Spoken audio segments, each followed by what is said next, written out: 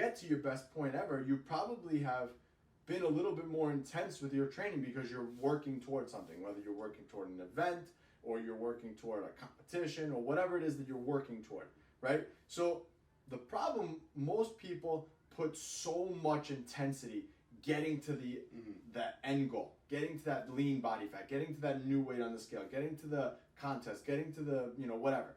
They put so much emphasis and intensity during that time. Then the event is over, take their foot off the gas, even with the intensity of their workouts.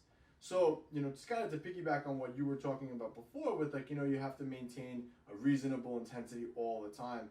It's the same thing with your training. You can't, okay, yes, you're going to push a little bit on the gas. Same thing like with the diet, like I said. You're going to go through sprints where you're going to push a little bit harder during certain times and then a little less on others. And I know for guys trying to add muscle, when you're dieting, it's always a little more motivational because you can actually see what's changing. Whereas when you're just trying to put on mass, you don't really notice the changes week to week. So when you're dieting, you notice those changes pretty frequently. Okay, my pants are fitting better. I'm starting to see changes in the mirror. I'm seeing new veins that I haven't seen before. And it gets a little more motivated, so you train a little bit harder. Right. So when it comes to maintaining that physique that you've built, it's all about keeping that intensity level.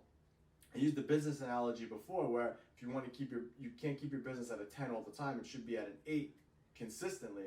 Same thing with your training, and you said it too, always leaving that little bit in the tank of that intensity. So again, maybe maintaining that 7, 8 RPE, but doing that over the course of a year as opposed to being at a 10 all the time and then, all right, I got to take my, I can't do this, so now I'm at a 2. Right. So going through those sprints year round is okay too, where you kind of kick the intensity up and then you kind of pull the intensity down.